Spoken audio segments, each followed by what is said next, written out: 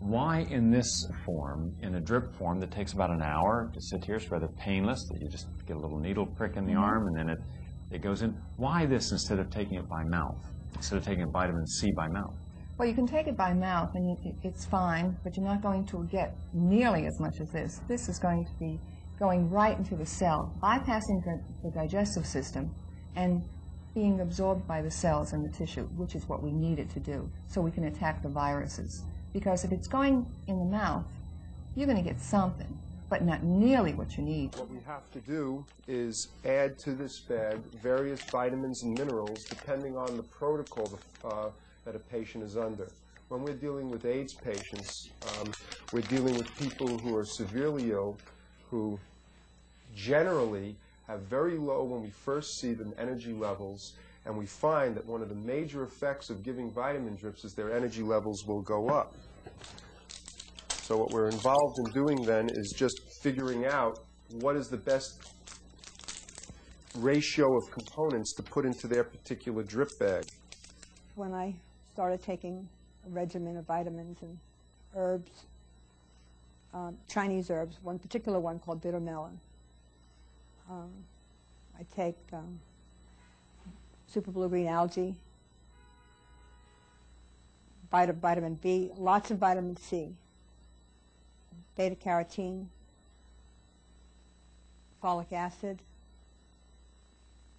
NAC, and that's about it. I'm going to show you the store here. Come on, because there are some herbs you can get that you can cook every day in soups. This is dangshen. This is false ginseng. In Latin, it's called cadenopsis, but the Chinese call it dangshen. And so it lifts our energy up for all kinds of prolapse problems, like chronic diarrhea, or when you feel like your bottom's falling out, this lifts it up.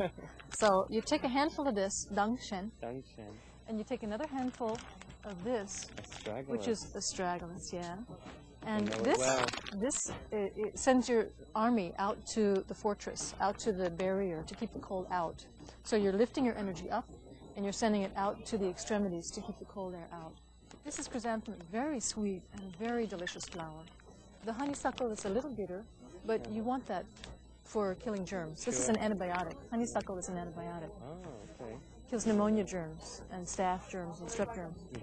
This one is a very delicious dried chrysanthemum, Chinese chrysanthemum. It's a very delicious tea. It's very sweet, and it takes your fever and lifts it away. So they're both cooling. St. John's wort is very well known in research done in Europe. It kills the AIDS virus in the test tube. The whole herb, St. John's wort, does. The isolated active ingredient, hypericin, does not. This shows us that nature makes the whole herb, the whole plant, much more powerful at times than the active ingredient.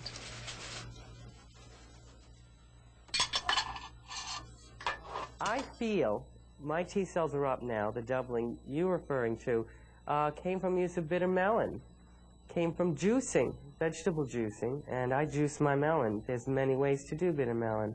Enema, tincture, powder, tea. I just like to go to Chinatown and buy the fresh fruit and run it through my juicer with things like parsley, garlic. Ultimately, my T cell count went from below 500 to 660. Not only that, I was having trouble with kidney problems and liver problems. My kidney enzymes went from 2.2 down to 1.8, and they're still dropping. My liver problems went down completely away through using Chinese herbs. I'm taking astragalus, echinacea, ginseng, a whole host of herbs like that. I'm taking large doses of mega vitamins, A through E. And I'm using stress and visualization already, reduction exercises. When I trusted my instincts, I did better, and my instincts have told me that the natural therapies, the vitamin therapies, feel better for me. and are less destructive to my immune system. So I started to exercise again more regularly. I take yoga classes, which make me feel wonderful. I'm going to a new doctor who has me on vitamin therapies. I take intravenous drips of vitamin C and amino acids. I take a whole range of vitamins, including echinacea and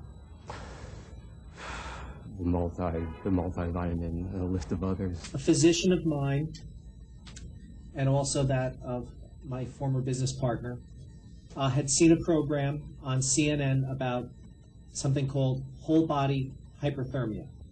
That is a treatment where the body is heated up to above a temperature of 108 degrees, which would be 42 centigrade, at which it is known from medical literature that it can kill certain types of cancer cells, certain types of viruses, and also possibly even the HIV virus. It also enhances and boosts the immune system. Prior to leaving, we had extensive blood work done. I had tested PCR positive, which tests for the DNA of HIV, antibody positive, P24 antigen positive, culture positive, and had a CD4 count of about 200. Today I can tell you it is 33 months later. I no longer have any of the Kaposi sarcoma that I had on my thigh, down my throat, the herpes that I had in the lung that caused the cough, made me cough up blood, gone. My CMV, Epstein-Barr, gone. And what astounded the researchers over at the University of Rome and here in the United States was the fact that I went from P24 antigen positive to P24 antigen negative, and I am also now PCR negative, and I am also culture negative, which means that they cannot grow the virus in my blood any longer.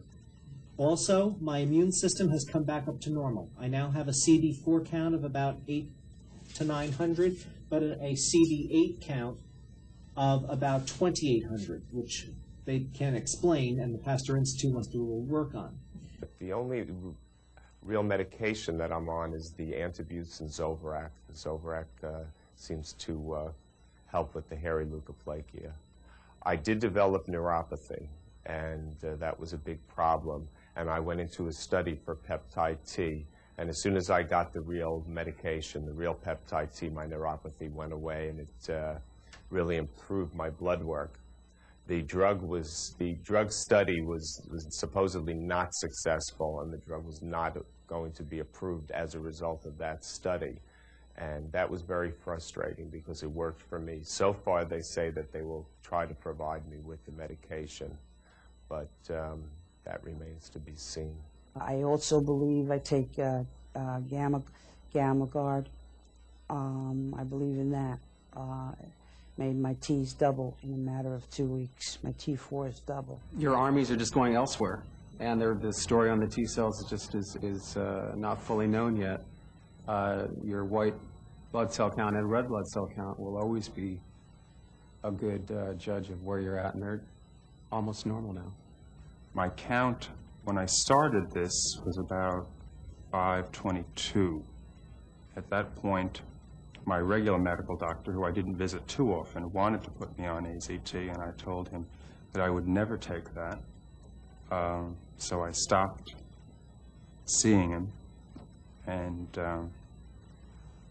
after about 3 years of this particular treatments that I've been doing with myself, my count rose to about 948 the last time it was taken about 6 months ago. I personally was found out that my T cells were 307 5 years ago, and I chose not to take AZT. My doctor didn't encourage me to do it. I spoke with my teacher. He said, you can build up your system, you know, you can just strengthen your spiritual practices. And the downward trend reversed, and I have 5 years with T cells in the 400, 500 range. I don't want to make too much of a point of T cells because I really don't in a way know how important that is. And if I find if I based my health on what my T cells would be, I would drive myself crazy. So I don't pay a lot of attention to it.